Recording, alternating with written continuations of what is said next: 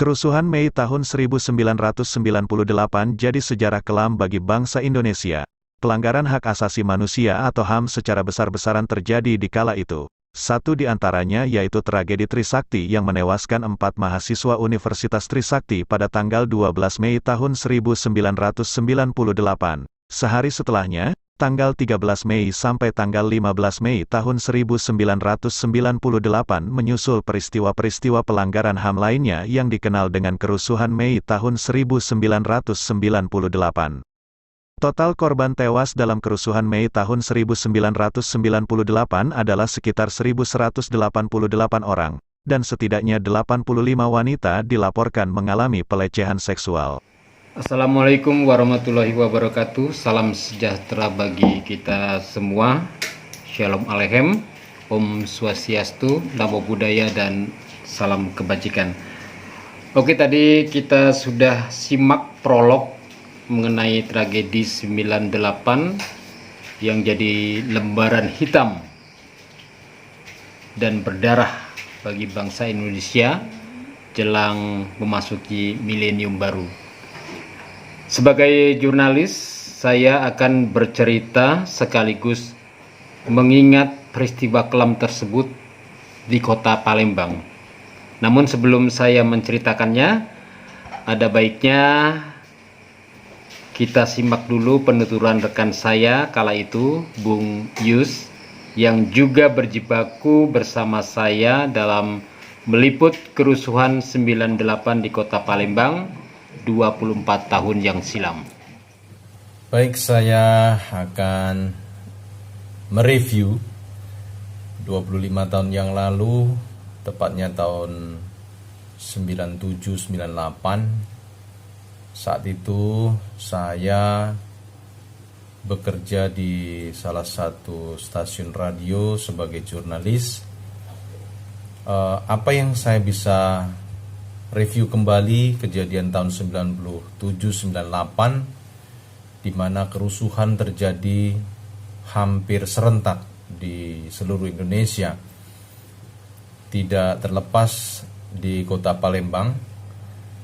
Yang menjadi catatan saya pada saat itu, kejadian sungguh luar biasa. Hampir semua kota porak-poranda ya, terutama untuk di jalan-jalan utama, mulai dari Bundaran Air Mancur sampai simpang Rumah Sakit RK Karitas, kemudian Rumah Sakit Umum di Jalan Veteran, semua penuh manusia yang datang dengan menghancurkan ruko, menggulingkan mobil, seperti tidak ada beban bersalah, dan aparat pun tidak berani bertindak. Mereka hanya melihat saja. Saya sebagai jurnalis pada saat itu, saya melihat kendaraan di Jalan Veteran, pada saat melintas mereka di stop oleh gerombolan yang saya tidak tahu itu apakah orang dari Palembang sendiri atau memang dari luar Palembang. Tiba-tiba mereka menyetop kendaraan, kemudian pengemudi dan penumpang disuruh keluar, mobilnya digulingkan kemudian dibakar. Begitu terjadi di beberapa titik kota Palembang. Sekilas yang dapat kami sampaikan, cerita mengenang kejadian tahun 97-98. Salam Merdeka. Sebenarnya ada satu rekan saya, Bung Rio, tapi sampai saya mengupload konten ini belum ada kabarnya. Mungkin beliau sibuk. Dan untuk rekan saya, Bung Yus, terima kasih sudah berbagi kisah. Baiklah, di tahun 1998, aksi simpatik mahasiswa atas kondisi bangsa Indonesia saat itu sudah semakin tidak terbendung. Aksi yang semula sebatas aksi di dalam kampus berubah menjadi aksi turun ke jalan, dan setiap hari aksi demo terus digelar untuk menyuarakan agenda reformasi yang mencakup beberapa hal, seperti mengadili Soeharto dan kroni-kroninya, kemudian melaksanakan amandemen UUD 45, menghapus dui fungsi ABRI, melaksanakan otonomi daerah seluas-luasnya, juga menegakkan supremasi hukum dan menciptakan pemerintahan yang bersih dari korupsi, kolusi, dan nepotisme. Baiklah, saya akan sampaikan kronologis kejadian pada Mei 1998 ya. Jadi pada Senin 11 Mei 1998, semua senat yang ada di setiap universitas pada saat itu mendapat undangan untuk melakukan demo ke kantor DPRD Provinsi Sumatera Selatan. Kalau tidak salah, pada siang harinya itu diadakan rapat koordinasi di kampus Unsri Lama Bukit Besar, karena saya berada di situ mendapat undangan untuk meliput. Jadi banyak perwakilan dari beberapa universitas atau perguruan tinggi seperti Universitas Sriwijaya Kampus Indralaya, kemudian ada Poltek Unsri, Universitas Muhammadiyah, Universitas Hiba, STIE Musi, Universitas Palembang, ada Unanti dan juga Bina Dharma, serta beberapa universitas lain dan lembaga pendidikan lainnya. Adapun poin yang dibahas yaitu mengenai perbaikan ekonomi, kemudian pencabutan dui fungsi ABRI dan beberapa topik lainnya. Dan mereka akan menggelar aksi demo ke gedung DPRD Provinsi Sumatera Selatan, dan mahasiswa akan berangkat dari kampus masing-masing dengan cara long march. Pada Selasa 12 Mei 1998 pagi hari sekitar pukul 8, mahasiswa sudah bersiap di masing-masing kampus dengan menggunakan jaket alma mater yang seluruhnya dikoordinir oleh koordinator masing-masing kampus. Tak ketinggalan juga mereka membawa spanduk, kemudian karton bertuliskan berbagai macam tuntutan yang sudah disepakati saat itu. Nah, mereka berangkat dengan menggunakan kendaraan bermotor, ada yang long march, ada yang menggunakan truk, itu tergantung dari di mana mereka berada ya lokasinya, apakah dekat dengan DPRD atau jauh dari DPRD. Nah, sampai di sana mahasiswa langsung melakukan orasi, tetapi tidak satupun dari pimpinan yang ada di DPRD Sumatera Selatan yang menemui pengunjuk rasa. Memang pada saat itu di gedung DPRD Provinsi Sumatera Selatan itu pimpinan dewan tidak ada sama sekali. Pada saat itu masyarakat juga ramai menyaksikan unjuk rasa dan makin lama makin banyak masyarakat yang berkumpul. Setelah lama melakukan orasi dan tidak mendapatkan tanggapan dari pihak DPRD, terutama dari pimpinan DPRD, terpancinglah emosi dari para massa dan tidak tahu dari mana asalnya, batu pun deras menghantam pintu depan DPRD, termasuk kaca-kaca jendela, dan pecah berderai semuanya. Kemudian massa mahasiswa pulang ke kampus masing-masing dan diikuti massa yang bukan mahasiswa.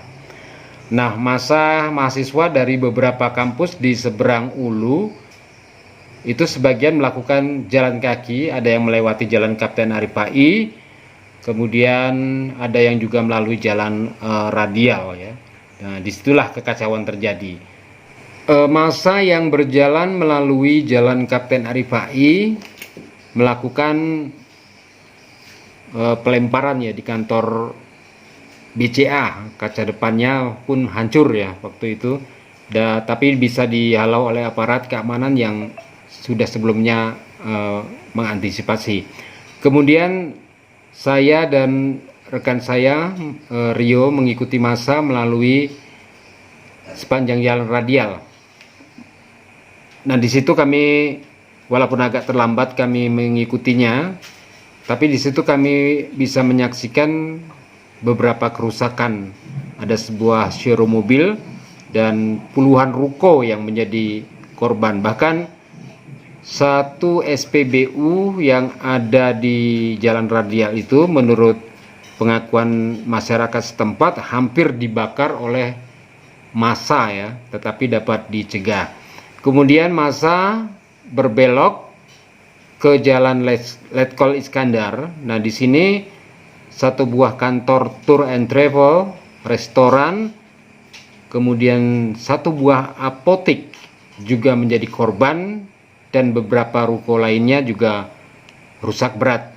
Nah, melihat kejadian itu, aparat tidak tinggal diam dengan menurunkan pasukan anti huru-hara, langsung memblokade tepat di Simpang 4 International Plaza. Saat itu keadaan mulai mencekam, massa banyak yang melakukan pelemparan batu dan kayu ke arah aparat. Di belakang kawat berduri, pasukan anti huru-hara membalas dengan tembakan gas air mata dan juga menembakkan air dari water cannon ke arah massa yang beringas ya. Dan tembakan gas air mata serta semprotan dari air dari water cannon itu membuat massa kocar-kacir. Ada yang lari ke lorong-lorong di sekitar International Plaza, ada yang berhamburan masuk ke angkutan umum, utamanya bis kota. Bahkan petugas ataupun aparat keamanan langsung merengsek ya ke arah massa, mengejar mereka yang masuk ke lorong-lorong, bahkan juga naik ke bis kota untuk sweeping mencari mahasiswa pada saat itu. Dan setelahnya banyak sekali mahasiswa yang ditangkap, kemudian dilakukan interogasi. Mereka dibawa ke Mapoltabes Palembang yang jaraknya hanya sekitar 1 kilo dari International Plaza. Dari informasi yang kami terima saat itu, mahasiswa yang ditangkap tersebut dilepaskan sekitar jam 8 atau 10 malam dengan diantar menggunakan truk-truk milik TNI ke kampus masing-masing. Pada Rabu 13 Mei 1998, sejak kejadian pada 12 Mei, mahasiswa banyak yang menarik diri dan tidak melakukan aksi demo keluar kampus sambil menunggu perkembangan aksi mahasiswa di Jakarta. Saya dan rekan-rekan terus memonitor keadaan pasca 12 Mei seperti memantau area tempat bentrokan terjadi, kemudian tempat-tempat yang dirusak massa. Kami lihat baik di gedung DPRD Provinsi Sumatera Selatan itu banyak sekali aparat kepolisian dan TNI yang berjaga. Kemudian di areal sekitar internasional, di areal di Simpang 4 International Plaza juga terlihat TNI dan Polri juga berjaga-jaga di sana dengan water cannon, juga dengan panser ya. Dan ada sedikit hal yang lucu sekaligus aneh. Jadi banyak sekali ya ruko-ruko di Kota Palembang itu menggelar sajadah atau meletakkan sajadah di jendela dengan tulisan, dengan bertuliskan di sampingnya, toko ini milik pribumi. Nah itu, jadi ya cukup aneh lah gitu. Kemudian tidak sampai di situ, di salah satu komplek di mana kantor kami berada, itu komplek PCK, juga rumah-rumah elit yang ada di sana itu meletakkan sajadah dengan bertuliskan milik pribumi, Muslim pribumi. Jadi seolah-olah kejadian itu adalah sentimen agama ya. Jadi sore harinya didapat informasi kalau mahasiswa Trisakti 4 orang ya, itu tewas tertembak oleh aparat keamanan. Nah, dari sinilah saya dan rekan-rekan memperkirakan akan terjadi chaos, akan terjadi hal yang lebih buruk lagi. Jadi kami melakukan rembuk untuk melaksanakan liputan, dan malam itu juga kami mencoba untuk menghubungi beberapa BEM universitas di Palembang yang terdata di kami untuk ya sekedar sharing kira-kira apa yang akan dilakukan para mahasiswa besok. Nah, Kamis 14 Mei 1998 pagi hari kami mendapatkan info dari masyarakat, dari pendengar kami, bahwa di Jalan Ahmad Yani mahasiswa UMP memblokade jalan. Jadi itu jalan 2 lajur. Nah, 2 lajur itu diblokade sehingga menimbulkan kemacetan panjang yang luar biasa. Nah, rekan saya Mario waktu itu langsung meluncur ke Pelaju guna meliput, melihat situasi kondisi yang terjadi saat itu. Jadi Mario melaporkan bahwa kepadatan lalu lintas di Jembatan Ampera tidak terelakkan, terutama yang akan menuju ke Pelaju, sementara yang dari arah Kertapati yang semula lancar juga terkena imbasnya karena banyak kendaraan bermotor roda 2 dan roda 4 yang memutar arah kembali ke kota. Maksud dari mahasiswa UMP yang akan mengadakan long march dihalangi oleh pasukan anti huru-hara yang juga memblokade Jalan Ahmad Yani. Jadi mahasiswa dan aparat keamanan pada saat itu saling berhadapan yang mungkin jaraknya kira-kira 300 meter lah. Dan sempat terjadi lemparan-lemparan kepada petugas kepolisian pada saat itu, yang menurut Mario melaporkan ada 1 polisi yang terluka di bagian kepalanya. Nah, setelah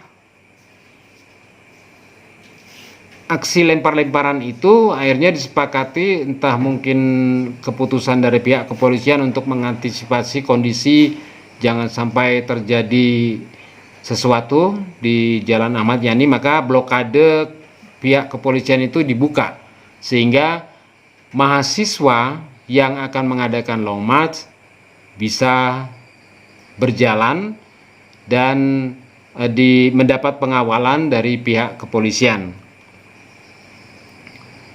Setelah berada atau memasuki Jembatan Ampera, mahasiswa yang bercampur dengan masyarakat kembali dicegat oleh blokade pasukan anti huru-hara berlapis, baik dari kepolisian, Brimob, dan juga TNI. Nah, kekacauan mulai terjadi, isu pembakaran merebak di masyarakat. Jadi banyak pendengar radio Atmajaya yang mempertanyakan perihal pembakaran-pembakaran itu, ada yang mempertanyakan, ada yang menyampaikan informasi. Jadi rekan-rekan di studio saat itu justru menanyakan ke kita yang ada di lapangan, malah kita yang bingung karena memang pada saat itu belum terjadi apa-apa, ya belum terjadi apa-apa. Dan saya menyarankan kepada kawan-kawan yang di studio itu untuk menanyakan ke Poltabes atau ke Kodim, dan hasilnya sama karena pihak kepolisian, pihak Kodim juga menerima informasi yang sama. Jadi saya yang saat itu berada di Bundaran Air Mancur langsung meminta TKP yang ditanyakan atau yang dilaporkan oleh masyarakat tersebut. Nah, hasilnya ya nihil. Jadi kondisi dan situasi pada saat itu nampaknya memang dipergunakan oleh pihak-pihak yang ya mungkin menginginkan chaos ya. Jadi menyebarkan isu tersebut di mana masyarakat dengan kondisi seperti itu biasanya langsung tanpa berpikir ya langsung percaya gitu ya. Nah, saya juga meminta rekan-rekan di studio, host di studio untuk memberikan pencerahan kepada masyarakat bahwa situasi sementara masih bisa dikendalikan. Tapi ya akhirnya yang dikhawatirkan, yang dipertanyakan oleh masyarakat pun terjadi ya. Jadi di berbagai titik di Kota Palembang terjadi kerusuhan, terjadi penjarahan dan penganiayaan yang tidak terelakkan. Baik itu di Pelaju, di Kertapati, di kilometer 5, di daerah Lemabang dan beberapa titik-titik lainnya, api mulai berkobar dan asap mulai membumbung tinggi ya. Dan ya entah dikomandoi siapa atau idenya siapa, terjadi pula razia atas etnis Tionghoa. Terjadi di mana-mana pada saat itu. Nah, saya saat melintas di Jalan Veteran karena akan kembali menuju ke Bundaran Air Mancur, sudah melihat beberapa mobil, beberapa kendaraan bermotor sudah dibakar oleh massa, bahkan ruko-ruko dijebol dengan paksa oleh massa untuk dijarah isinya. Nah, saat saya melintas di Jalan Kolonel Atmo, saya melihat orang-orang yang berlari, berjalan mengambil sesuatu dari toko-toko yang sudah mereka jebol, membawa barangnya, termasuk ketika saya memotong jalan menuju ke Bundaran Air Mancur itu lewat Masjid Lama, ternyata banyak ruko-ruko yang ada di Jalan Tengkuruk Permai di sebelah Jembatan Ampera itu sudah banyak yang dibongkar, bahkan dibakar, api berkobar di mana-mana, dan masyarakat dengan leluasa melakukan penjarahan walaupun di depannya itu ada aparat, toh aparat juga tidak bisa berbuat apa-apa. Bahkan ada satu penjara yang ditangkap oleh petugas keamanan dalam keadaan luka-luka. Saya melihat sendiri ya. Jadi dari dalam kantong celana penjara itu, di dua kantongnya itu begitu banyak perhiasan emas ya, baik cincin ataupun kalung. Jadi luar biasa saat itu. Dan lebih tragisnya lagi, saya setelah sampai di Bundaran Air Mancur, naik ke jembatan tuh, ke arah turunan jembatan itu, rekan Mario, karena saya memonitor melalui radio, rekan Mario melaporkan terjadi penjarahan di satu supermarket Ampera. Entah sekarang jadi apa supermarket itu. Kemudian banyak massa yang memasang portal dari batu atau dari marka jalan, dari pot-pot bunga yang ada di jembatan Ampera, dan mereka melakukan sweeping kendaraan. Ya, kita tahulah sweeping yang dilakukan adalah mencari apakah pengendara itu orang Tionghoa atau bukan. Nah, kalau kedapatan orang Tionghoa, ya kita tahu sendiri apa yang akan terjadi. Mereka akan diseret keluar, dipukuli, ya syukur-syukur ya tidak mati ya. Termasuk juga pengendara kendaraan bermotor roda 2 kalau didapatin ada pengendara yang menggunakan full face atau yang kaca helmnya itu ditutupkan semua, mereka buka dan mereka melihat kalau itu adalah keturunan Tionghoa, maka motornya dibakar, orangnya dipukuli dan sebagainya. Jadi atas kejadian itu juga ada yang salah sasaran. Jadi di Sumatera Selatan itu kan ada beberapa suku yang memang wajahnya mirip orang Tionghoa. Itu misalnya suku Komring, suku Lahat, kemudian juga suku Pagaralam. Itu memang face-nya seperti orang Tionghoa termasuk matanya. Jadi kebanyakan salah sasaran ya. Jadi ada cerita lucunya juga. Nah, terkait dengan etnis Tionghoa, saya kemudian mendatangi SMA Saverius 1 Palembang yang sebagian besar siswa-siswinya itu kan beretnis Tionghoa. Nah, untuk mengingatkan kepala sekolah agar para siswa-siswinya untuk tetap berada di sekolah dan gerbang sekolah agar ditutup rapat dan meminta bantuan polisi dan TNI untuk menempatkan petugas di sana ya. Ya kebetulan lah, puji Tuhan ya, saran saya pun disetujui dan melalui pengeras suara langsung disampaikan ke para pelajar. Jadi saya juga waktu itu berbicara agar ini ditaati karena ini bukan main-main. Kondisi kota saat itu sudah kacau balau. Terjadi penganiayaan, bahkan juga yang dianiaya ya selamat atau mati. Jadi para pelajar harus tetap berada di dalam areal atau wilayah sekolah sampai kondisi saat itu benar-benar aman untuk meninggalkan sekolah dengan mendapat pengawalan dari TNI dan Polri. Kemudian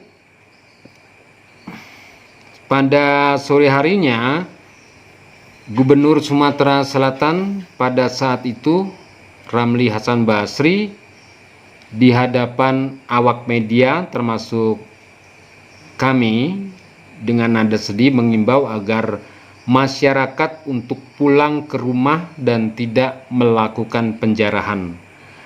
Dan juga atas persetujuan Pangdam, Polda dan Gubernur, maka pukul 18 dilakukan jam malam sampai pukul 6 pagi. Dan untuk memastikan jam malam dipatuhi, aparat dari PHH melakukan razia di setiap jalan utama dengan menggunakan kendaraan roda 2 dan panser dengan senjata lengkap. Nah, saat itu ya kami mengetahui ya soal jam malam itu, tapi karena ini jurnalistik, maka kami pun nekat tetap keluar waktu itu. Ketika kami melewatin samping Bank Indonesia akan menuju ke Simpang 4 Haritas, kami dicegat oleh aparat keamanan. Tapi saya waktu itu mengatakan kami ini jurnalis, tapi mereka tetap bersikeras menyuruh kami pulang, bahkan kami diantar, diikutin ya, jangan sampai kami tidak kembali ke tempat ya. Ya coba-coba kalau bisa ya waktu itu. Jadi akhirnya kami menyampaikan kondisi itu secara langsung di studio. Dan kami mendapatkan juga telepon dari masyarakat tentang isu tentang isu adanya atau akan adanya penculikan dan penyerangan ke kampung-kampung khususnya yang ada etnis Tionghoanya, sehingga banyak warga melakukan PAM Swakarsa ya, jaga malam untuk mengantisipasi situasi tersebut. Kemudian pada hari Jumat tanggal 15 Mei 98, aksi penjarahan kembali berlanjut. Selesai sholat Jumat saat itu, entah masa dari mana memulai kerusuhan dan penjarahan yang seperti yang terjadi kemarin tanggal 14. Jadi banyak ruko yang ada di sepanjang Jalan Jenderal Sudirman sampai Simpang 4 International Plaza dibakar. Dan kami juga melihat saat itu ada beberapa mobil yang dibakar, termasuk satu buah hotel, beberapa ruko lainnya, dan massa juga menjarah, kalau tidak salah itu studio foto, kemudian ada toko pakaian, alat-alat olahraga, alat musik, dan alat elektronik. Jadi mereka membawa berbagai alat-alat yang dijarah itu dengan santai, ya, dengan santai. Dan jujur saja, banyak masyarakat lainnya yang menampung hasil jarahan itu. Misalnya mereka menjarah ruko yang menjual sembako, ada yang mengambil minyak atau telur, pokoknya yang sembako itu dibeli dengan harga murah.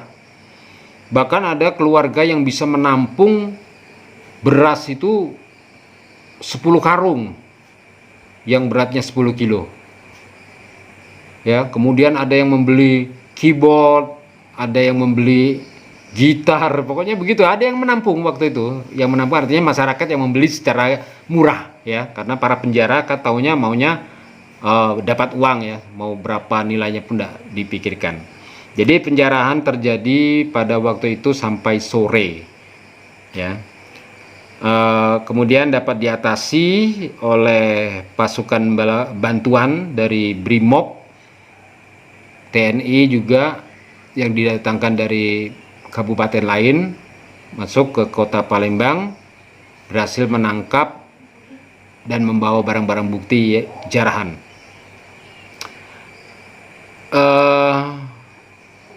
Kemudian tanggal 16 Mei 1998 keadaan mulai tenang. Unsur Muspida waktu itu mengadakan kunjungan atau melihat lokasi secara langsung bagaimana kerusakan yang terjadi di dalam kota Palembang saat itu. Bapak Wali Kota Palembang Haji Usni dan unsur Muspida berharap bahwa kejadian yang terjadi ini bisa dinormalkan, aktivitas masyarakat juga bisa kembali seperti semula. Dan untuk mengantisipasi hal-hal yang tidak diinginkan, aparat melakukan blokade di atas jembatan Ampera, karena itu adalah salah satu pintu masuk ke kota Palembang, ya. 3 lapis, jadi blokadenya 3 lapis, dan mereka atau kita yang akan menuju ke arah Pelaju ataupun yang dari arah Kertapati harus menunjukkan KTP, ya, KTP untuk, ya, artinya ketika mereka masuk kepentingannya apa begitu di kota, ya. Nah, itulah cerita saya sebagai jurnalis pada tahun 1998 lalu, 24 tahun yang silam, ketika terjadi aksi huru-hara di kota Palembang. Dan sebagai catatan, Radio Atmajaya saat kerusuhan 98 di Palembang adalah satu-satunya radio swasta yang tetap mengudara. Semoga apa yang saya sampaikan ini menjadi flashback bagi kita, ya. Bagaimana pada tahun 1998, 24 tahun yang silam, negara kita hampir pecah. Peristiwa 98 adalah peristiwa yang kelam, sejarah kelam bagi bangsa Indonesia umumnya dan khususnya untuk warga kota Palembang di mana saya saat itu berada. Terima kasih atas perhatian Anda dan sampai jumpa.